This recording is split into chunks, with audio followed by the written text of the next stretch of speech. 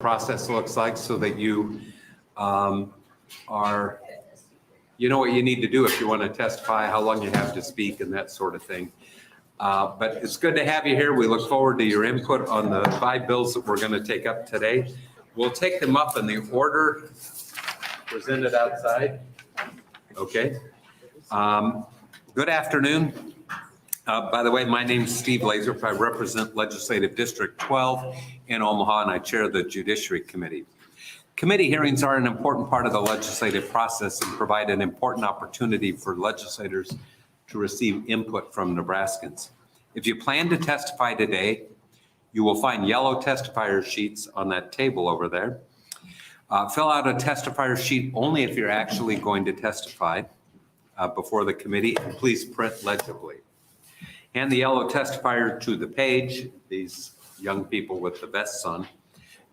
When you come forward to testify, there's also a white sheet on the table if you do not wish to testify, but would like to record your position on a bill.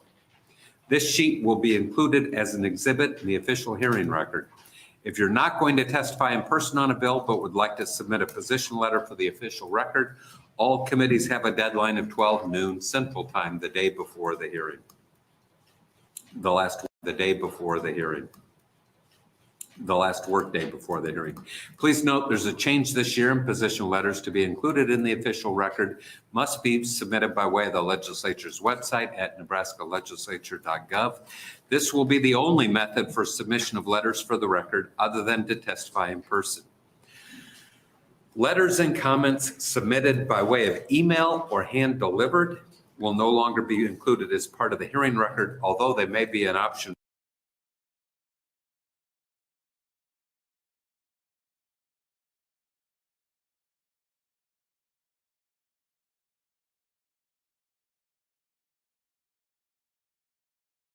The hearing, but not both.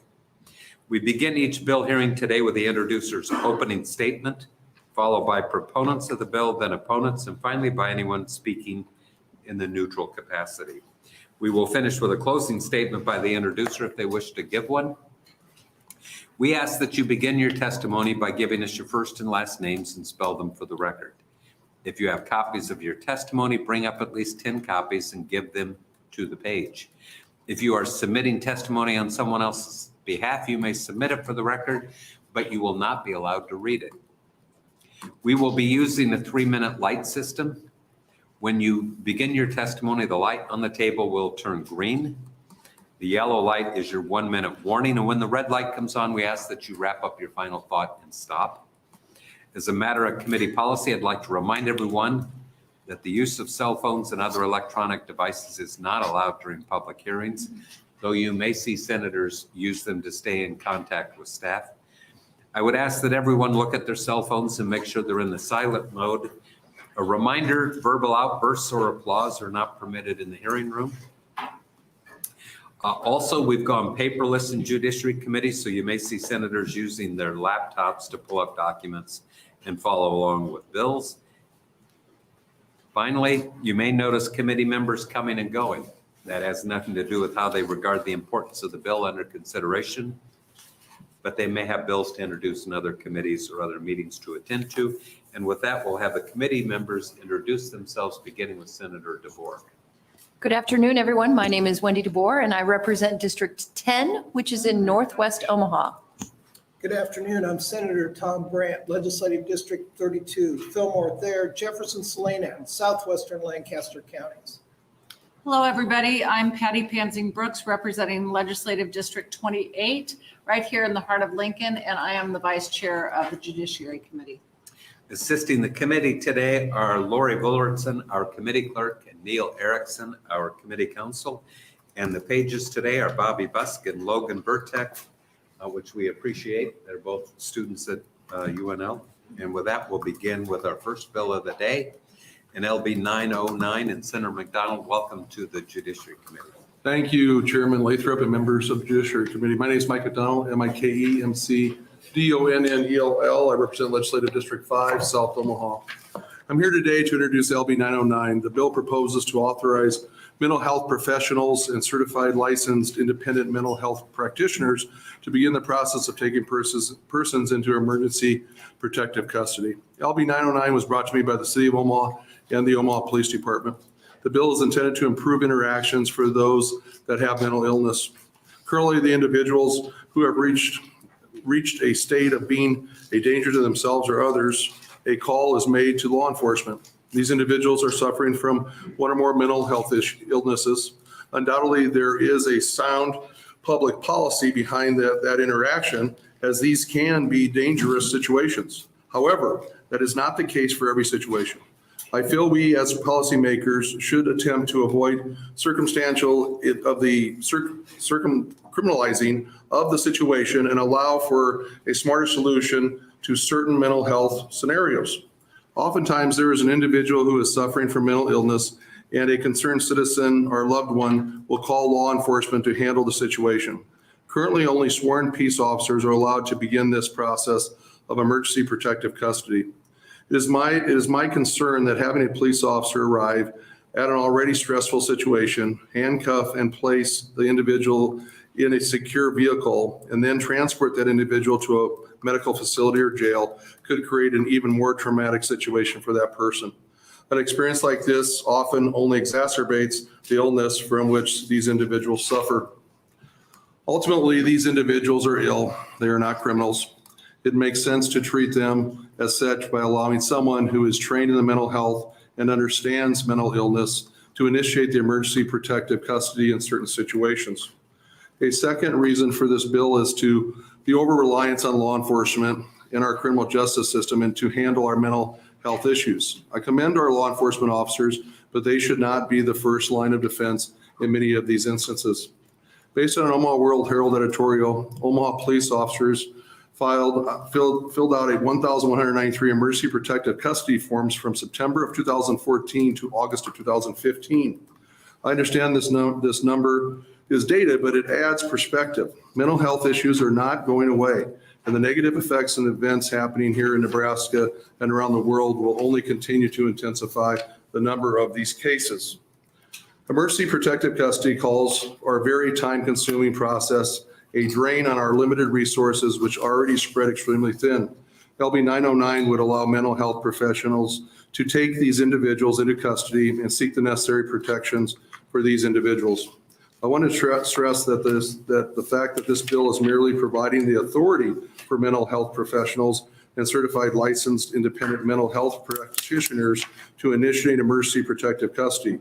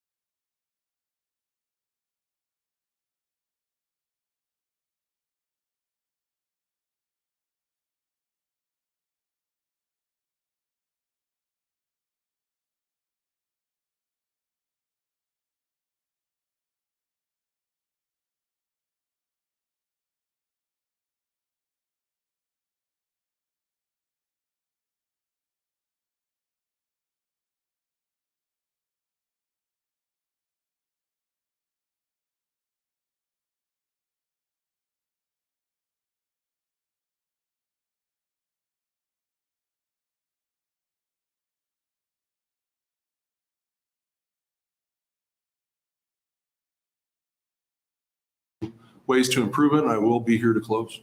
You will or will? I will. Oh, okay, good. Thanks, Senator McDonald. I don't see any questions at this point in time. Thanks for your introduction, for being here this afternoon. We will take proponent testimony, so if you're here in support, you may come forward. 3 minutes. How many people are going to testify on this bill? Looks like 2 or 3, 4. Okay.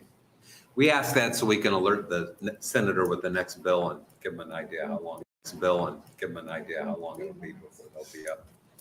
Welcome. Thank you, sir. Good afternoon, Chairman Lathrop and members of the committee. And I want to take a special moment to thank Senator McDonald for bringing this bill forward. My name is Michelle Bang, B-A-N-G, if you need that, and I'm here representing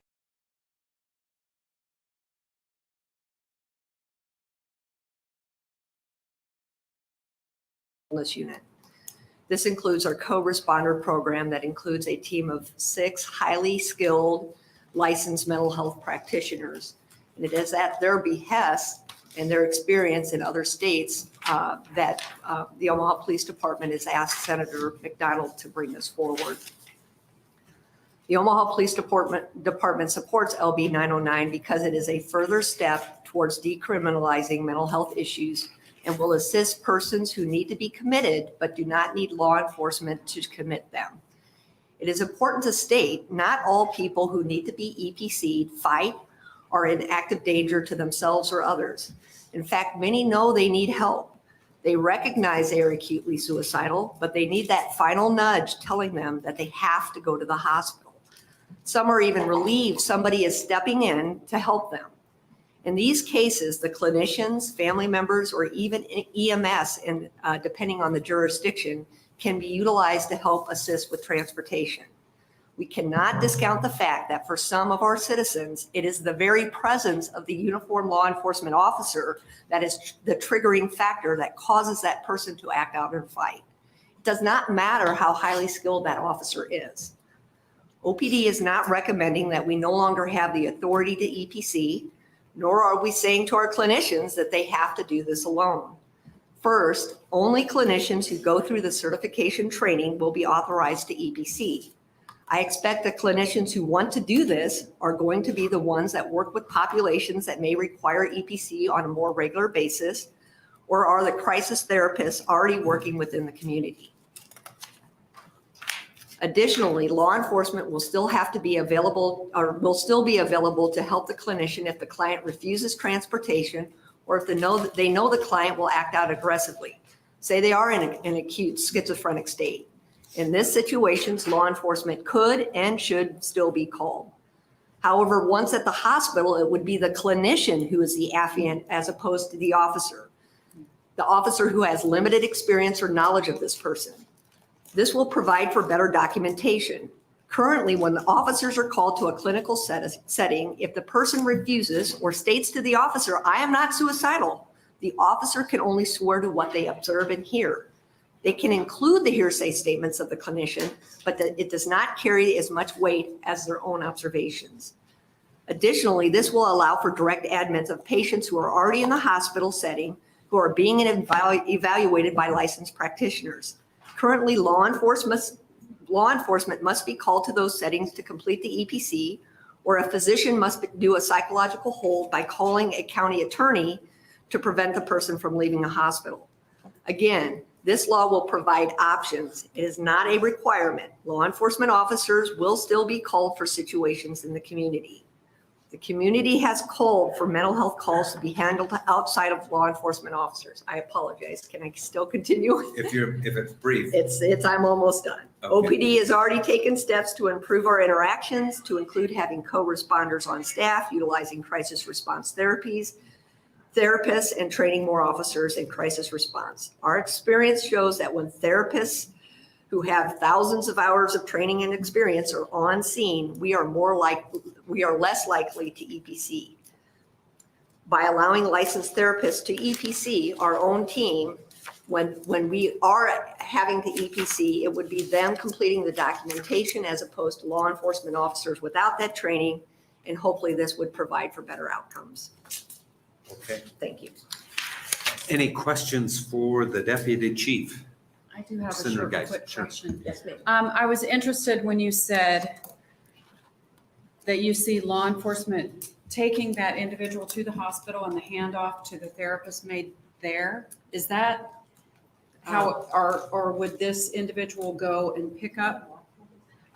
Can you Yeah. outline for me how that would look? So the vast majority of our EPC calls are 911 calls to the community. Either it's to somebody's house or it's somebody who's literally in public acting out and having a crisis.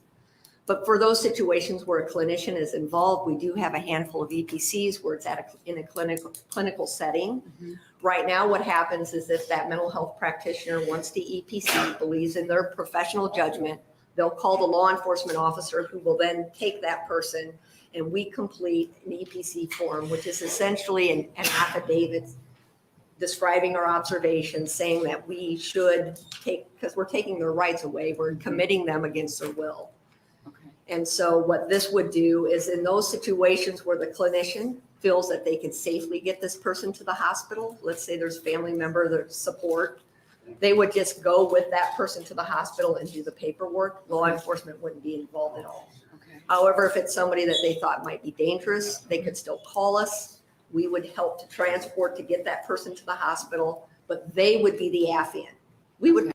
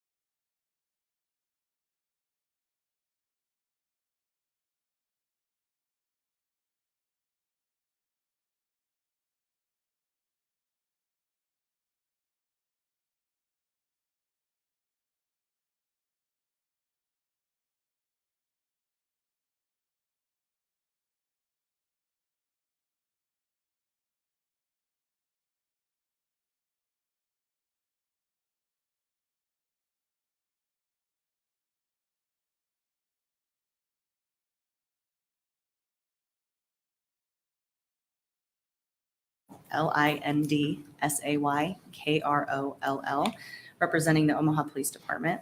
I am the mental health coordinator and a licensed independent mental health practitioner with over 15 years of experience working in the mental health field, creating, overseeing programs, practitioners, and providing therapeutic services. In an era where we are creating more non-law enforcement responses to meet the needs for those in mental health crisis with efforts such as 988 and mobile crisis response only teams, we need to also create alternative options aside from law enforcement for individuals to receive required interventions for their safety and to determine the necessity of an involuntary level of care to treat their mental health related needs.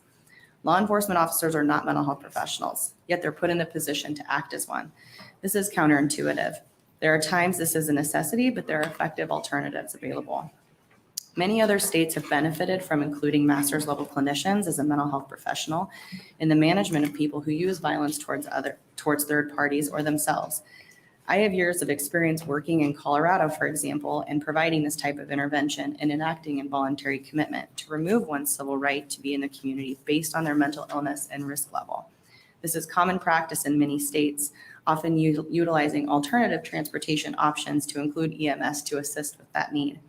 In 2021, the Omaha Police Department enacted 1,617 emergency protective custody placements. The co-responder team responded to 1,178 calls in the Omaha community. When a crisis co-responder or mental health professional was on scene, there were only a total of 204 EPC placements that occurred. This demonstrates an 82% diversion rate from hospitalization when a mental health professional was on site, ensuring those who were in need of that higher level of care received it in that effective manner. In an effort to continue to destigmatize and decriminalize mental illness so it is seen as a medical issue, it is important to recognize mental health professionals who are educated, trained, and licensed in order to provide therapeutic care to individuals in need. LMHPs have years of experience, over 3,000 hours of mental health practice, post-master's degree education, training, and diagnosis. This education experience comes with a lot of responsibility. Responsibility to do no harm, therapeutically treat our clients while balancing informed consent, limits to confidentiality around assessing for risk factors of suicide, homicide, relapse potential, safety planning to mitigate risk, provide means restrictions, and of course, treating individuals in the least restrictive level of care required to meet the need. All of this is done in a therapeutic, recovery-oriented, trauma-informed manner as guiding principles to our licensure and practice as mental health professionals. We are advocates for our clients. We want them to succeed. We see the traumatic impact of unnecessary hospitalizations and the disruption it can create for someone.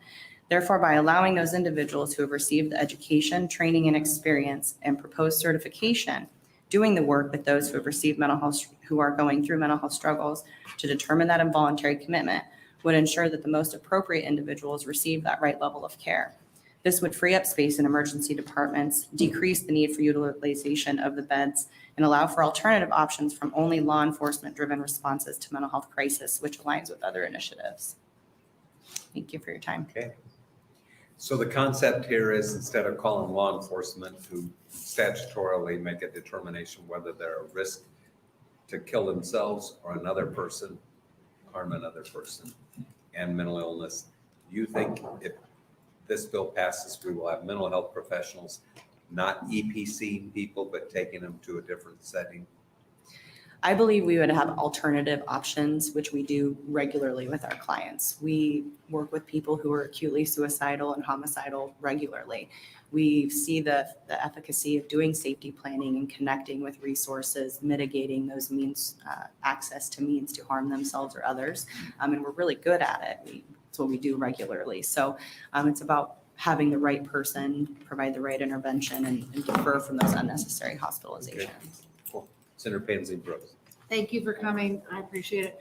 So do you feel this works pretty much hand in glove with the, all the work that's being done on the 988 number across the state? Can you speak to that a little bit? Absolutely. With the efforts of 988 really heavily focusing on finding those non-law enforcement responses, having mobile crisis teams being activated, it feels counterintuitive to provide that initiative and then require law enforcement to be the one to come and provide that involuntary commitment, right? We're trying to move away from that. So I think we have to kind of align some other projects with that. That's as great. well. Thank you for coming today. Absolutely. Thank you. Very good. Thanks for being here. Thank you.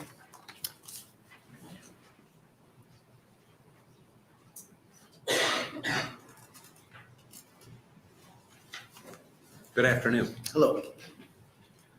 So my name is Lee Dittman, spelled Leedittman, and I am the lead mental health co-responder with the Omaha Police Department. I have been a licensed independent mental health practitioner since 2012. I've worked in the community, and since 2017, I've also been a member of the mobile crisis team in Douglas County, co-responder since 2018, and then I've just recently begun working as a consulting therapist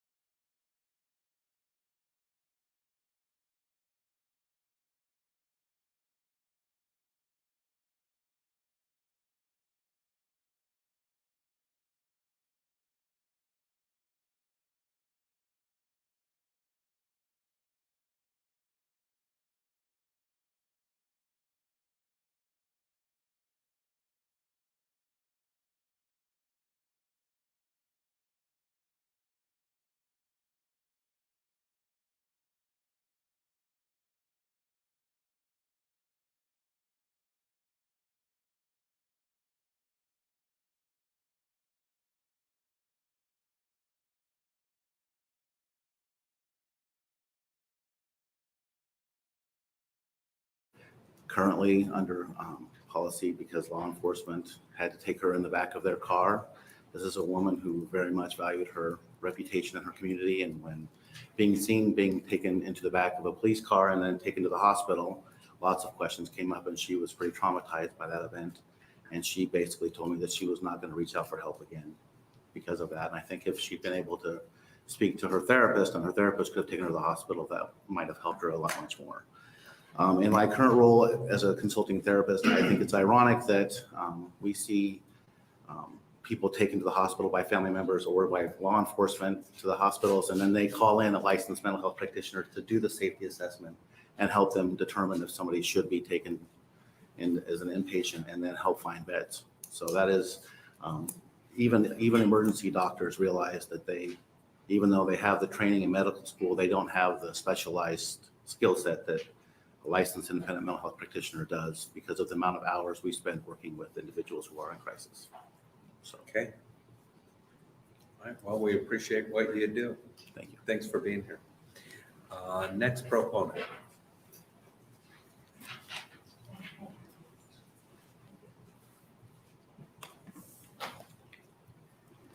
Good afternoon. Good afternoon, Senators. Anne, A-N-N-E, Buettner, B-U-E-T-T-N-E-R. I am the Legislative Chair of the Nebraska Association for Marriage and Family Therapy. We are primarily mental health clinicians who specialize in family therapy. And we are licensed independent mental health practitioners. And along with our discipline, there are other two disciplines, professional counselors, social workers. We are all licensed independent mental health practitioners, at least most of us are. We are selected from a pool of licensed mental health practitioners. It's the I that makes the difference. And currently in Nebraska, there are 2,521 of us. Okay, we have high and rigorous standards to reach in order to become such, of which my colleagues have already related to you the standards. And to give it the lily, in this bill, there's already the proposed EPC certificate training, which is another additional excellent safeguard of public health. I think it's excellent. Now, there are some mistaken fears that this bill adds restrictive measures. To the contrary, this bill only adds more workforce, okay? It operates on the same principle, the recovery-oriented system of care that is already in the statutes of the Mental Health Commitment Act. That's exactly the same principles.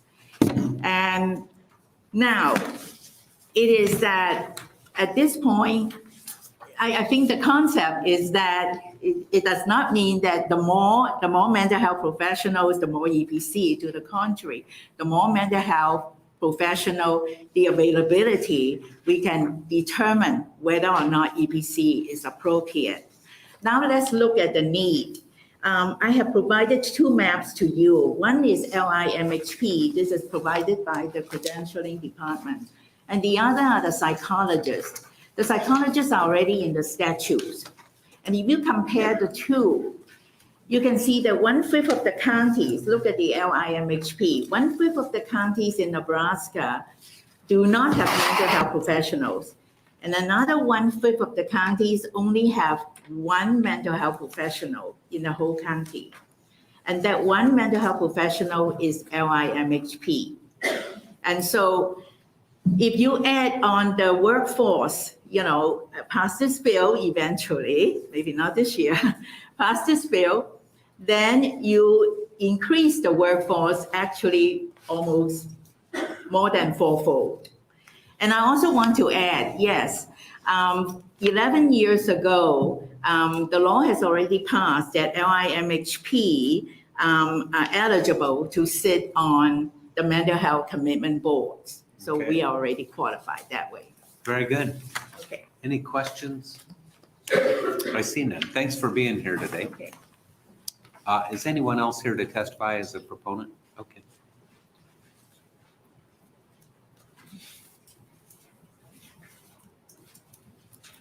Good afternoon and welcome.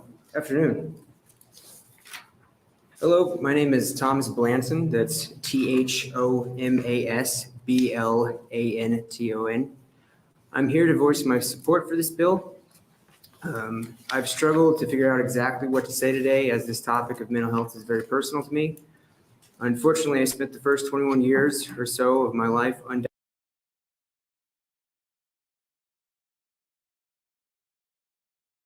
neurodivergent disorders, and going without treatment for that long can take its toll. On the morning of June 2nd, 2012, my grandfather passed away. It wasn't a surprise, but it was still devastating for me.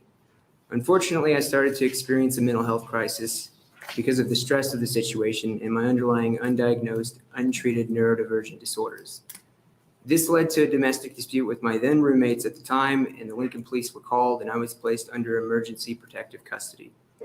Fortunately, I remained cooperative throughout the initial incident, but when I arrived at Bryan LGH Hospital, West Campus, I became uncooperative.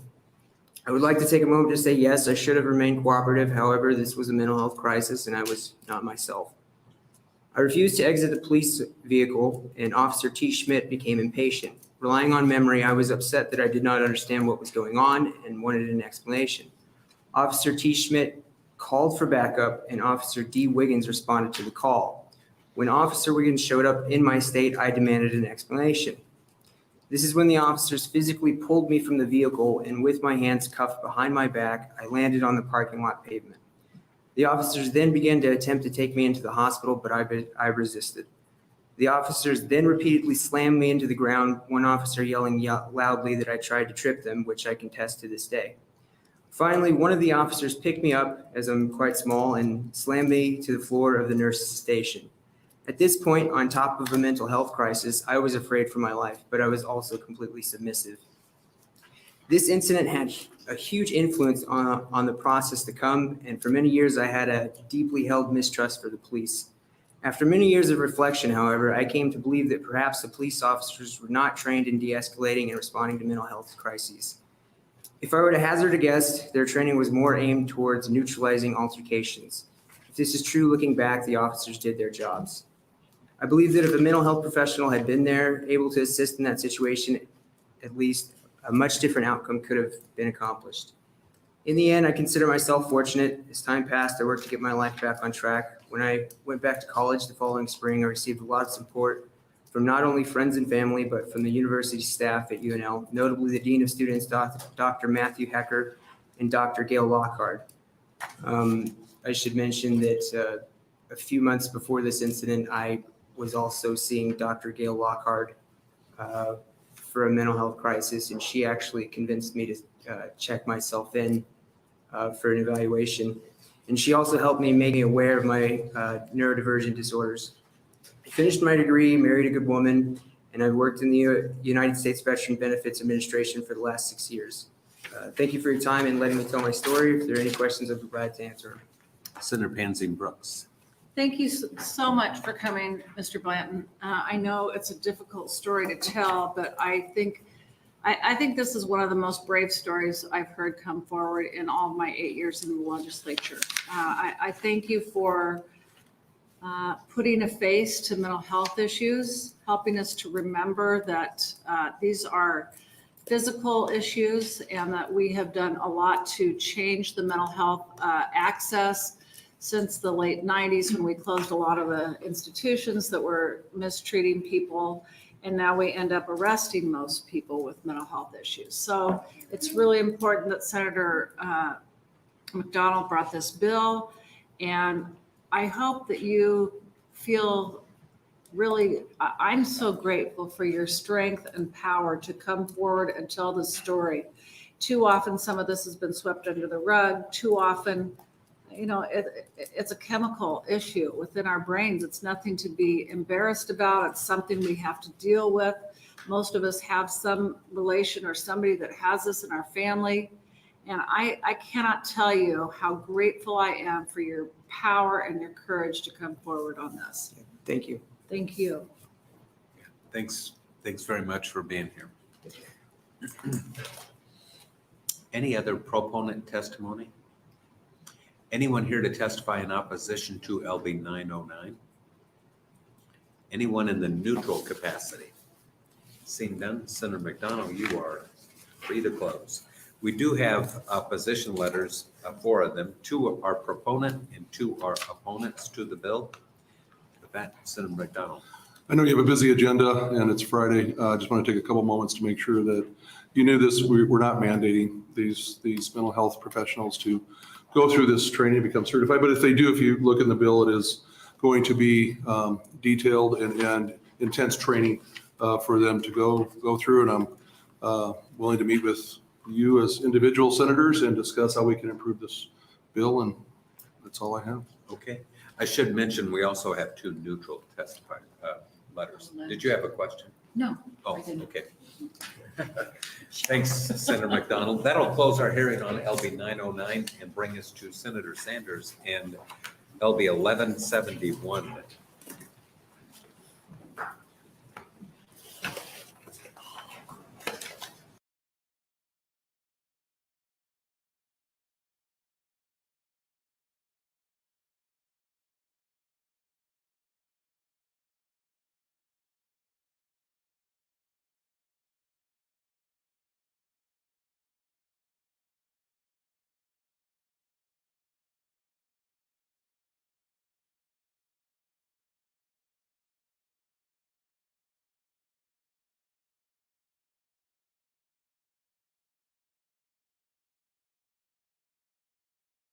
One was brought to me by the Nebraska Association of County Officials and the Clerks of the District Court Association to create statewide consistency in the role of jury commissioners. It would require the clerk of the district court to serve as jury commissioner in all counties. I'd like to thank the Nebraska Association of County Officials, the Clerk of the District Court Association, the Sarpy County Election Commissioner, Emily Ethington, and Sarpy County Attorney Lee Polikoff for their help with this piece of legislation. As you may know, jury commissioners help coordinate jury members and efforts. Existing laws requires the clerks of the court to serve as jury commissioners in counties of 70,000 population or less. In larger counties, the district court judges determine whether the clerk of the district court or election commissioner serves as jury commissioner. In practice, Sarpy County is the only county in which the election commissioner serves as a jury commissioner. This is odd because the election commissioner job is to run and coordinate the county's election. LB 1171 would strike population references, so the clerk of the district court serves as the commissioner in all counties. Additionally, the judges of the district court will retain the ability to designate additional compensation for the clerk of the district court not exceeding $3,000 per year in counties exceeding 175,000 residents. Again, the goal of this change is to simplify the system and harmonize Sarpy County with its most populous neighbors. We received this piece of legislation in January, and we reached out to the Sarpy County Election Commissioner immediately for her opinion. Commissioner Ethington has no objections. Initially, Sarpy County Attorney Lee Polikoff was going to send us a possible amendment to create an official job description for the election commissioner's position. However, he elected to tackle that issue in a different time. Following me, you will hear from Eleni Menzel of the Nebraska Association of County Officials. After that, Dory Heath, the Sarpy County Clerk of the District Court, and Janet Weichelman, the Cedar County Clerk of the District Court, will offer additional testimony. Their testimony will include some of the history behind the jury commissioner statute. Thank you for your time and attentiveness, and I welcome the opportunity to answer any questions you may have. I do not see any questions. It must be perfectly clear. Well, they'll testify if you have any more questions. So. Okay, are you going to stay to close? I'll waive closing. Okay, very good. Thank you, Senator. Have a great weekend. How many people are going to testify on this bill by a show of hands? Looks like 3. Okay, we'll let Senator Brandt know. Okay. Chairman Lathrop and members of the Judiciary Committee, for the record, my name is Elaine Menzel, ELAINEMENZEL. And I'm here today on behalf of the Nebraska Association of County Officials in support of LB 1171. Senator Sanders did a fantastic job giving you a preview of what our desire was for this legislation. We certainly want to extend a great deal of appreciation to her and Senator Pansy Brooks previously for working on what we've termed the jury bill over a course of 2 to 3 years. And of course, the Judiciary Committee for helping us with that.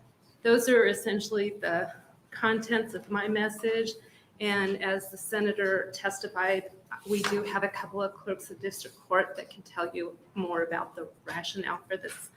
If there's any questions, I would be glad to try to answer them. I don't see any. Thank you. Thanks for being here, Ms. Menzel. Next proponent. Good afternoon. Good afternoon, Chairman Lathrop and District Committee members. My name is Janet Wickelman, JANET,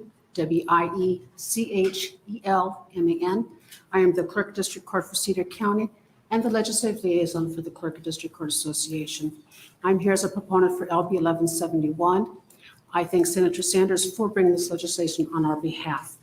Several years ago, our association did take the challenge of looking at the jury statutes and putting them in a chronological order, adding terminology and adding the process for each jury process. When we looked at this particular statute of 1625, we talked about it. As at that time, Sarpy County was one of the counties still not being done within the Clerk of District Court. We believe this is a function of the Clerk of District Court office. When we did that, did the legislation, we did, for the talk with the Clerk of District Court at that time, Sarpy County, asked her if she'd be willing to take the position of the Clerk of the Jury Commissioner. She declined at that time, so we left the statute as it was. And we thank Senator Pansy Brooks for that effort. 4 years.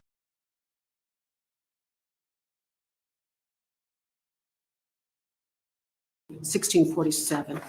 Just to show you how things had changed throughout the years, starting back in 1961, when I was actually the chief probation officer who handled the jury commissioner duties in some of those counties.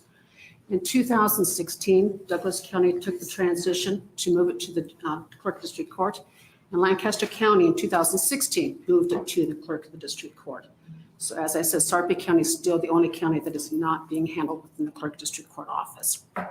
LB 71 provides that it is the Clerk of District Court, and it does still allow the provisions of the 3 largest counties to allow a Clerk of District Court to be compensated additionally if the District Court judges concur with that situation. We ask LB 71 be advanced to the floor, and I thank the committee for the opportunity. Very good. Thank you. I don't see any questions, but thanks for being here.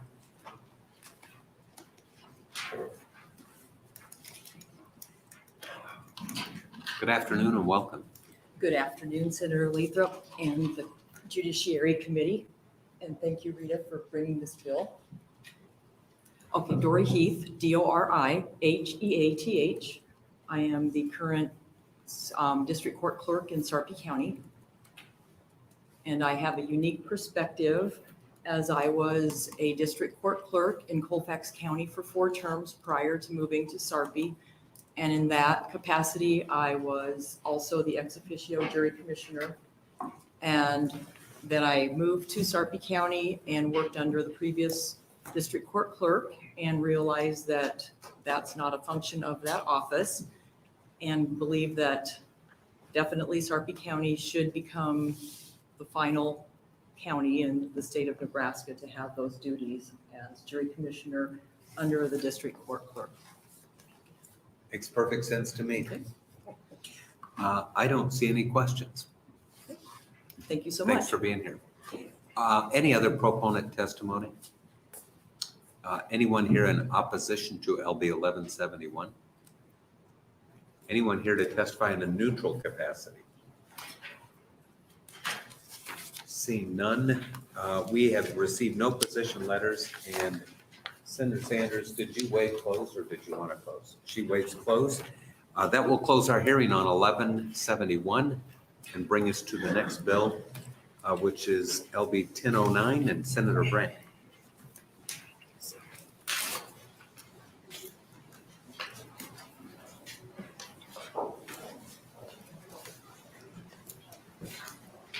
If you're going to testify on this bill, if you want to come up and you can take the front row so we can kind of keep the hearing moving along.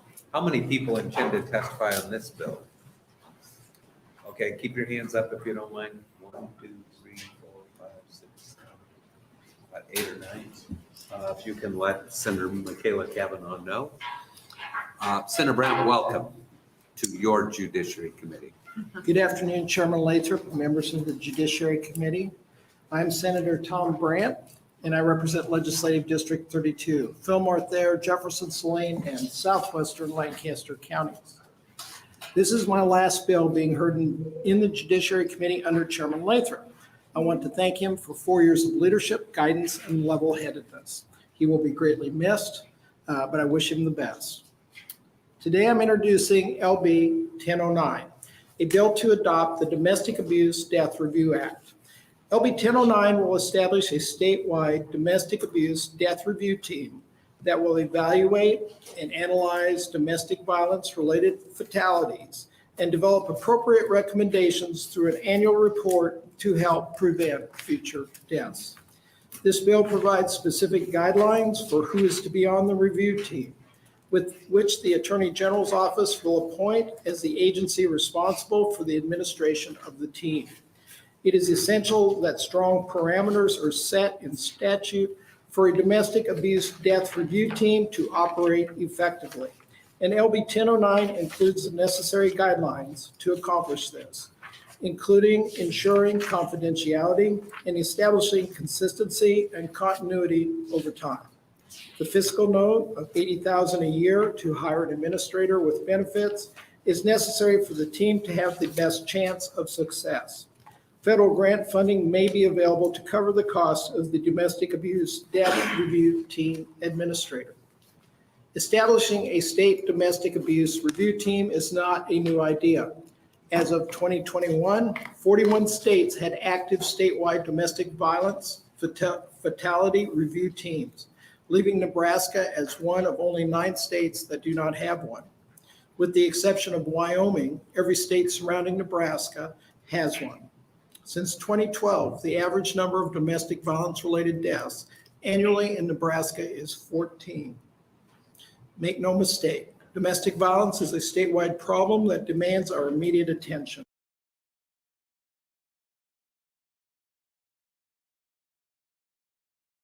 In that same time frame, over 30,000 domestic assault instances were reported across Nebraska.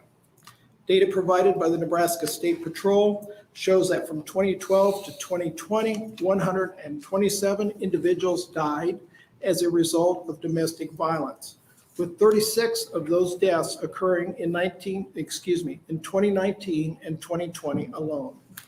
Domestic abuse-related deaths are devastatingly common, and we can best honor the lives of victims and their families by learning from these experiences and making improvements in the way our systems and agencies respond.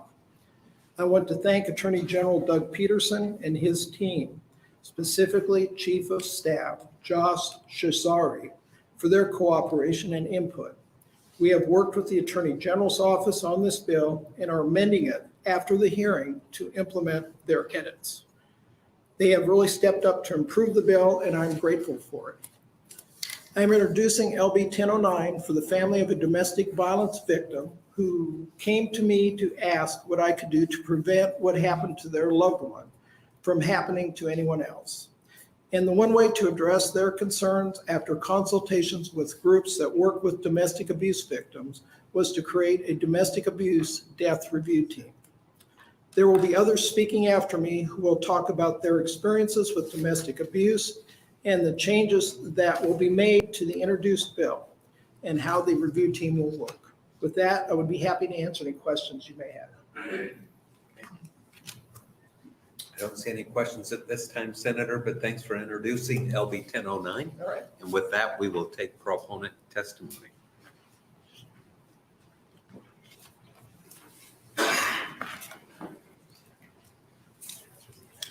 Chairperson Lathrop and members of the Judiciary Committee, my name is Nick Zadina, Nickzadina.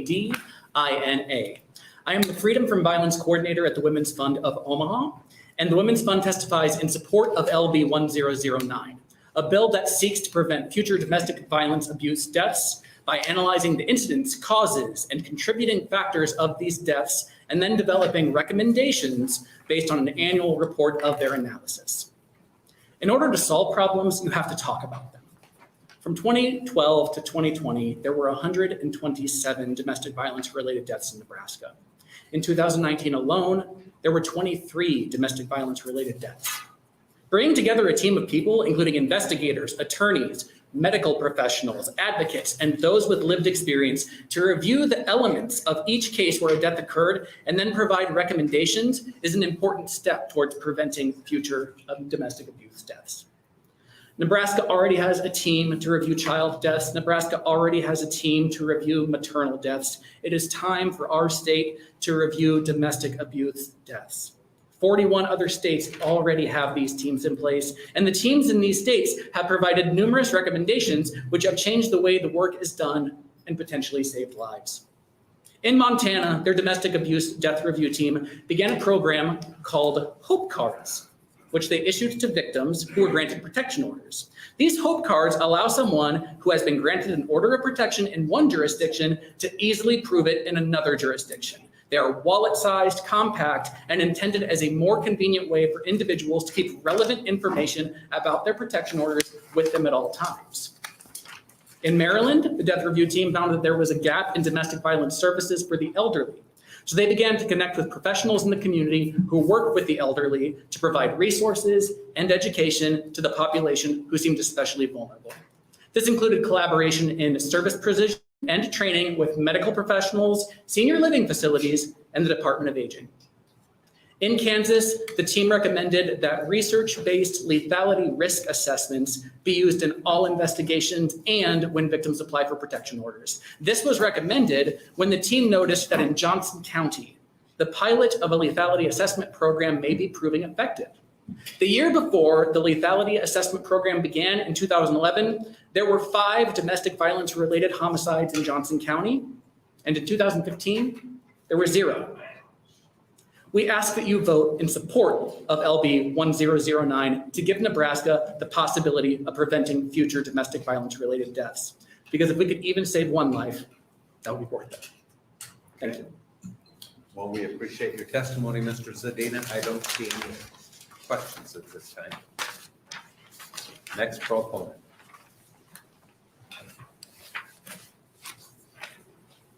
Good afternoon. Hello, I'm Andy Koch, first name spelled A-N-D-I-E, last name spelled K-O-C-H.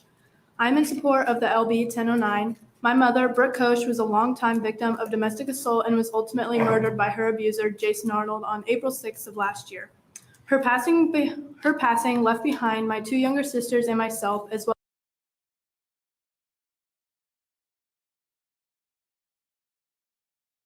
as many other family members and friends. During the course of their 12-year relationship, my mom had no control over her own life.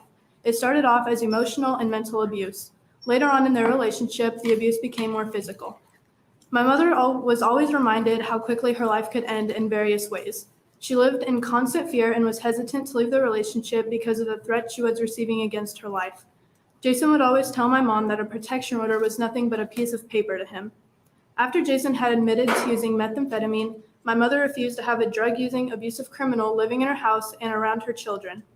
In August of 2020, Jason was charged with domestic assault, terroristic threats, and several other criminal charges for the assault on my mother when she told him that he needed to leave and that their relationship was over. Throughout the next 4 months, Jason would stalk my mother and make indirect and direct threats via social media accounts. On December 24th, 2020, Jason once again threatened the life of my mother in front of myself while picking up my youngest sister from a Christmas celebration. This threat was documented by myself by audio recording. After this incident, a second protection order and arrest was made on Jason. On this occasion, he was allowed to drive himself to the Gage County Sheriff's Department from his workplace in Endicott, Nebraska. The drive allowed him enough time to contact his mother to place bail before he even arrived at the Sheriff's Department. once again allowing an abuser potential access to their victim. After this protection order was put in place, Jason had no contact with my mother until the morning of April 6th, 2021, which was the day he premeditated her murder. My mom was shot to death in her own home by the person she worked so hard to protect herself from. Because of these real-life experiences, I strongly believe Nebraska needs more laws surrounding domestic violence and protection orders. LB 1009 is the first step in protecting future victims and in preventing future domestic assaults resulting in death. Having a team of experts to make recommendations and review cases of domestic assault would be a huge benefit to the state of Nebraska and could potentially save a countless amount of lives. Creating this team would be a great step in preventing other children from losing a parent and having to feel the pain my family and I live with on a daily basis. Please consider LB 1009 for the safety of Nebraska's residents. Thank you. Okay. Well, I appreciate you being here today. Thanks for sharing that with us. Next proponent.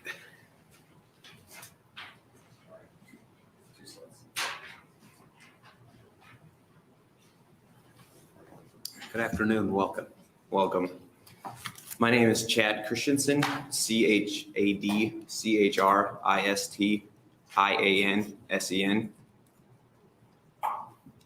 In July of 2020, my sister was killed. My sister became a victim of domestic violence. Our world turned upside down. She had been spent months of abuse to her victim. She had filed all the necessary paperwork that she needed to do, had done everything that she could legally within her rights to do so. And she still fell victim to the system. As you can imagine, our family was devastated. We were angry. We were angry at the individual. We were angry at the system. We felt like it had failed her. Fast forward not even 8 months, and we hear about the same situation, a similar situation that happened with this family back here that you just heard from. And our family reached out to their family and said, we listened to each other's story and we said, hey, something's got to change. As we're listening to this process, listening to their story and we're comparing our story, all we could come to the conclusion is that there was enough similarities that we knew something had to change. The system had done something is not working. So we reached out to anyone we could get a hold of. We reached out to senators. We reached out to groups, the Women's Fund, the Coalition to End Domestic Violence. We reached out to anyone who would listen to our story because we knew something had to change. Our family member's death could not be in vain. We had to fix it. And so I've always thought, and we've always felt that if you're going to complain about a problem, if you can't provide a solution, then you're just as equally a part of the problem. And this LB 1009 is our solution. It's a step in the right direction. In our eyes, this lays the foundation for the ability to make the recommended changes that we need to fix this system that's so broken. A group of individuals putting domestic violence at the forefront and as an issue where they're turning in annual reports and reviewing similarities between cases, in my eyes, is a significant improvement to the way the system is now. So for me and our family, this is just for us, this is step one in domestic violence reform in the state of Nebraska. It's important to us that we get this bill passed so that we can continue to push for a safer environment regarding domestic violence, at least in Nebraska, and to our citizens in Nebraska. Okay, thank you. I don't see any questions, but we very much appreciate you being here and your advocacy. Thank you. Next proponent.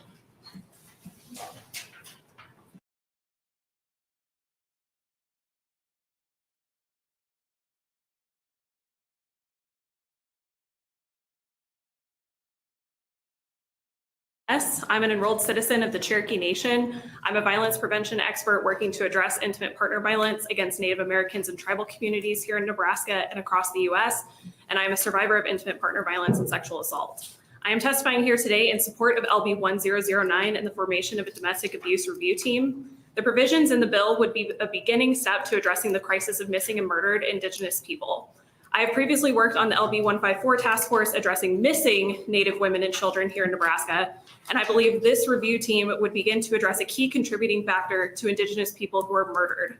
More than 4 in 5 Native Americans, both women and men, will experience some form of violence in their lifetime. Homicide is consistently ranked in the top leading causes of death for Native American women and men. In 2018, the state of Nebraska ranked 7th for the highest number of missing and murdered Indigenous women and girls cases across U.S. states, and the city of Omaha, Nebraska ranked 8th in the top 10 U.S. cities for these cases. As of 2020, the Sovereign Bodies Institute, which has one of the largest databases for missing and murdered Indigenous women, girls, and Two-Spirit individuals, has logged 97 cases in Nebraska. The average age of these victims is 20 years old. And while these statistics are staggering and devastating, just knowing the prevalence at which this occurs is further exacerbated by the response or lack thereof for these cases. In the last 2 years, I have received numerous calls to assist in the aftermath of the deaths of Native women in Nebraska murdered by their intimate partners. Ashley Aldrich, Cozy Decora, and Shaylee Sobey were a few of these cases. They were more than the statistics they fit into. They were young mothers, and they were taken from their young children, loving families, and communities that are devastated by their loss. Ashley, Cozy, and Shaylee were killed on rural reservations in Nebraska and urban metro areas in Nebraska. Their perpetrators have faced only reduced charges of manslaughter or no charges at all. That is not justice. I believe that LB 1009 would begin to take a crucial first step in addressing the ways in which the system and processes currently in place failed these Native women and begin to address the ways in which to prevent future harm and loss. The provisions in this bill that would include tribal representation, both consistently through a board position and through ad hoc additions for cases involving Indigenous victims, are incredibly important if we are to effectively address this issue. Ensuring that we as Native people have representation and that our voices and the unique dynamics that put the Native American population at such a high risk for intimate partner violence and related homicides. I also believe that these provisions will lead to better outcomes for many across the state of Nebraska. As we begin to address the issues that affect our most vulnerable, everyone benefits. Thank you for your time. Very good. There's Senator Pansy Brooks. Thank you. Thank you very much for bringing this bill, Ms. Williams. I brought legislation regarding missing and murdered Indigenous women previously, and I'm glad to see this. It's a different take than we had attempted before, and I hope that by placing, somebody from the tribal areas on the board would be helpful. I still worry that there are issues regarding tribal law versus Nebraska law that we really do need to work out. And I just hope you keep fighting on this. So thank you very much. Thank you for your work. I don't see any other questions. Thanks for being here. Anyone else here to testify as a proponent?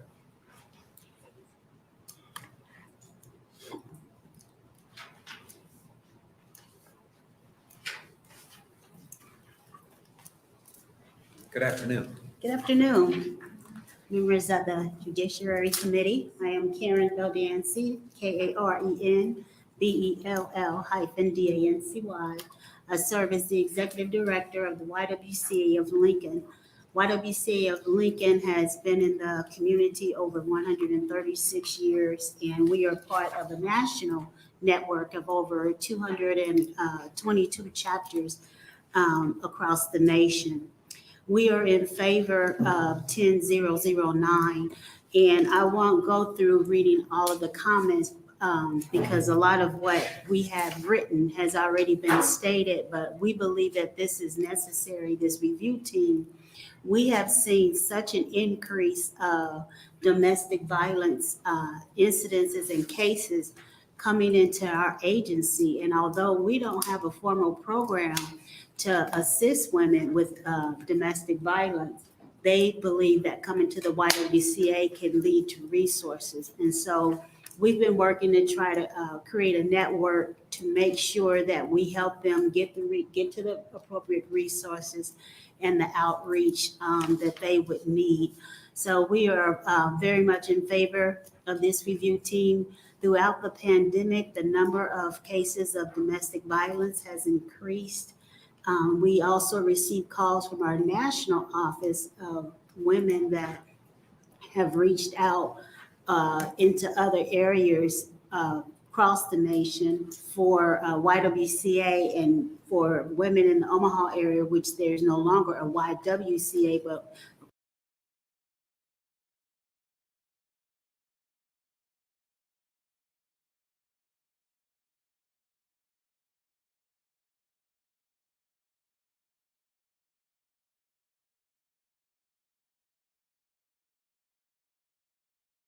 community and across the state. You have been amazing and you always show up. And I want to thank you as a woman to another woman, but your work has been amazing. Thank you. Thank you. I appreciate that.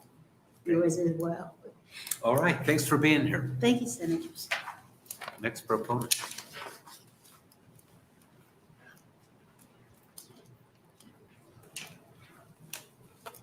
Good afternoon and welcome. Good afternoon, Senator Lathrop and members of the Judiciary Committee. My name is Andrea Edwards, ANDREAEDWARDS.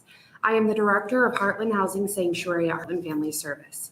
I am testifying today in favor of LB 1009 on behalf of our agency and the clients we serve, and would like to extend our appreciation to Senator Brandt for bringing this bill forward. Creating a review team to investigate the circumstances of domestic violence and the deaths that occur as a result of intimate partner violence is a solid first step towards preventing similar incidences from happening in the future.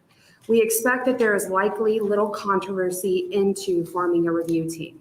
After all, each of us has undoubtedly known someone that has narrowly escaped an abusive relationship, who had to or should have gotten a protection order against their violent partner, or even worse, who has been killed when they tried to leave their abusive relationship.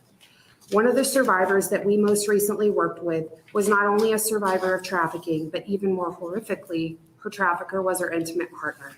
The cycle of domestic violence was evident by signs of manipulation and intimidation, as well as extreme physical and sexual abuse.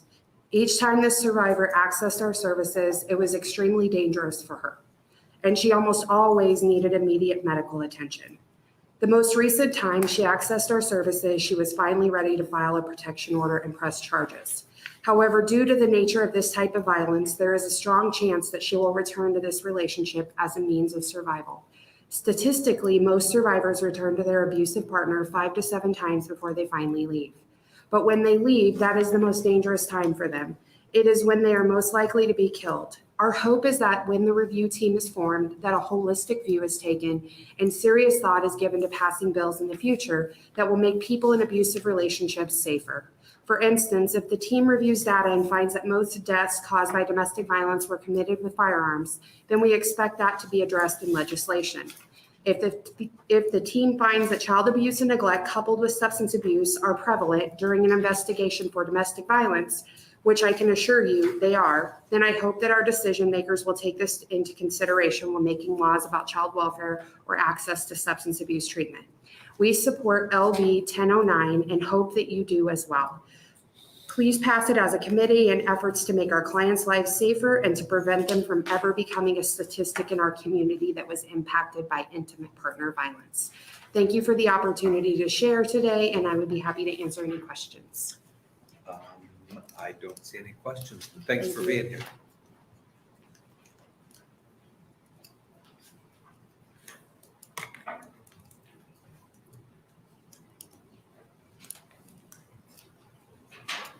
Good afternoon. Good afternoon. My name is Kristen Mctaggart, ChristonMctaggart. I am the Executive Director of the Nebraska Coalition to End Sexual and Domestic Violence. We're an organization that provides support to the network of direct service programs across the state that collectively provide services to domestic and sexual violence survivors in all 93 counties. We've worked closely with Senator Brandt's office on this bill, as well as with impacted families who started these conversations with us that led to this bill. We've also worked with the Nebraska State Patrol as they currently track domestic violence related fatalities, and with the Attorney General's office, who will also testify today. As Senator Brandt mentioned, they've requested some language changes that I think will make the bill stronger, and we expect an amendment based on those conversations. Anytime there's a death related to domestic violence, there's always questions in the community about what happened, what went wrong, and what could have prevented it. And the answers to that are always complex, and they're always with differing opinions, and they're never easy. The goal of LB 1009 is to change that. It would create a process and a team of experts to take a big picture view of what happened and ultimately make recommendations to hopefully prevent future deaths. Although fatalities are currently tracked by the Nebraska State Patrol, there's really no legal mechanism to support access to the full information on them that's needed to completely understand what happened. And that means much of the information is limited by what's reported in the media and what agencies can legally share or wish to share. So this bill would ensure access to information more broadly, much like the child death and the maternal death teams already do. It'll allow a team of experts to really analyze and look at individual cases thoroughly and then take a big picture lens that looks for consistencies or trends and hopefully provides a blueprint for prevention. Again, 41 other states already do this. Nebraska's had too many domestic violence related deaths, and LB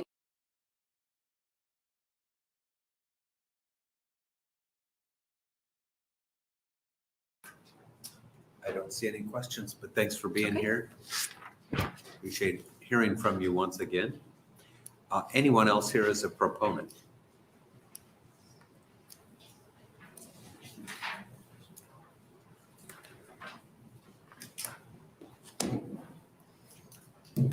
Good afternoon. Good afternoon. Good afternoon, Chairperson Lathrop and members of the Judiciary Committee. My name is George Welch, Georgewelch. I am an Assistant Attorney General with the Nebraska Attorney General's Office. I'm assigned to the Criminal Bureau and prosecute crimes of domestic violence throughout the state of Nebraska. I come here today as the representative for the Attorney General's Office in support of LB 1009. The State Domestic Abuse Review Team will work to prevent future domestic abuse deaths by analyzing the incidents, causes, and contributing factors of domestic abuse. Through collaboration of team members from across the state, systemic gaps and potential policy and legislative recommendations will be identified via an annual report. It is important to understand that cases will not be judged by the team with a Monday morning quarterback analysis where individual efforts by involved parties are criticized and critiqued. Instead, these cases will be studied with a no blame, no shame approach that identifies obstacles and trends from across the state. Our office consulted with Senator Brandt, Kristen Mctaggart, and others, and we respectfully have the following recommendations to strengthen the introduced copy of this legislation. A team such as this must have the proper records available for review to successfully carry out our mission. It is important to broaden the records available to the team to ensure all facets of these complex domestic violence cases can be analyzed. We must clearly identify when records may be made available to the team. In many cases, this will be upon conviction or acquittal of the alleged perpetrator or death of said perpetrator. This clear timeline will preserve the integrity of the criminal justice process and the rights of the state and accused.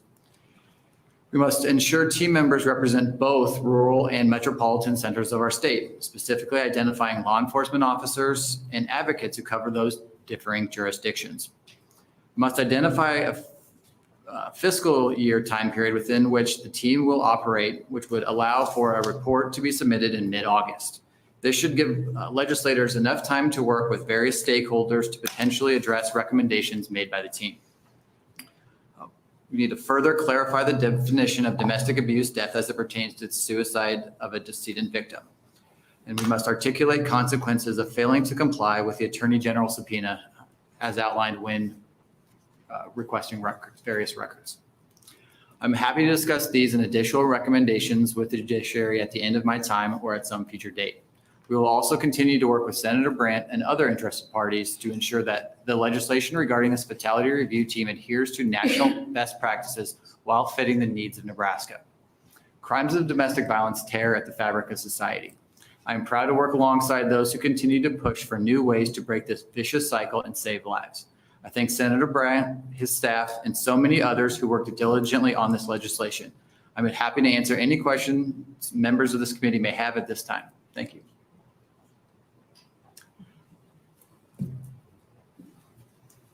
Tell me how this goes from studying what happens in these circumstances to preventing them. That's a very good question. So I had an opportunity to review annual or biannual reports from several states. I think, first of all, obviously identifying the problems, working across various domestic abuse cases to figure out what those problems identify is obviously the first step. And then working with various stakeholders and other interested parties to get that, to address those issues is the next. So sometimes that may be outreach and education to law enforcement officers, advocates, court staff, whatever else. Do they really have an opportunity to prevent anything?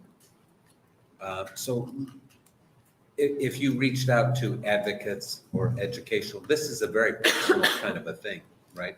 So some, and I, at the risk of stereotyping this, some woman's in a relationship with someone who's an abusive man, right?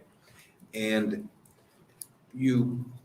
there are several of these a year. You study them and you find out methamphetamines, drugs, alcohol, mental illness seem to be at the root of the problems.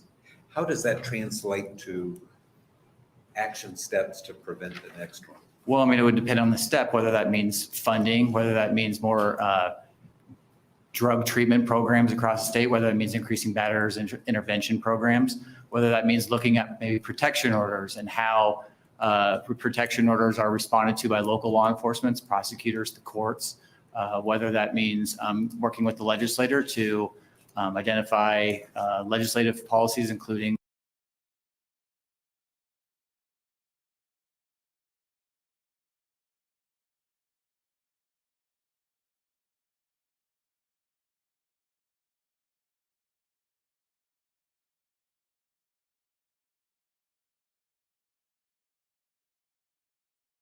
less domestic violence. I just didn't know if you study 23 cases that happen in a year, whatever the number is, how that translates into. I mean, I think understanding what caused these issues may help prevent them in the future.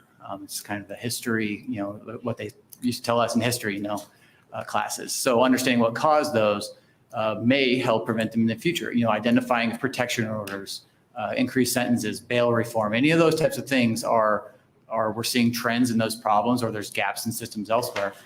That would be the goal of a team like this, would be to address those issues through legislation, through outreach, through education, through anything. Have they been effective in other states? Yes.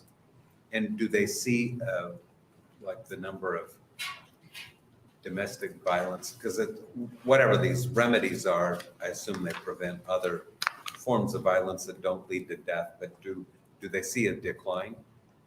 I'm sorry, you're talking about maybe not in just In overall states that domestic have these violence. kind of reviews.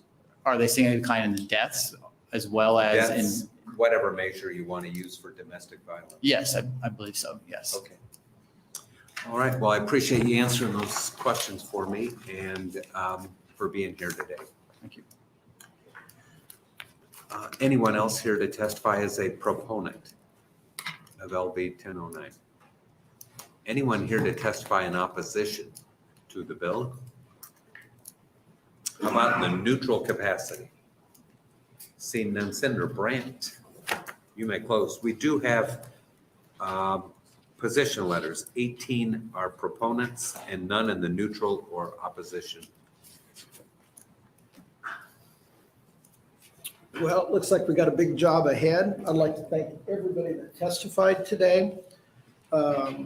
We caught a few ideas. Nick from the Women's Fund talked about what happens in Montana with the Hope Cards. The testimony of Andy and Chad vividly shows what we're trying to prevent here and reduce in Nebraska. Also Kirby with the tribes. This is a problem across everywhere in the state, urban, rural.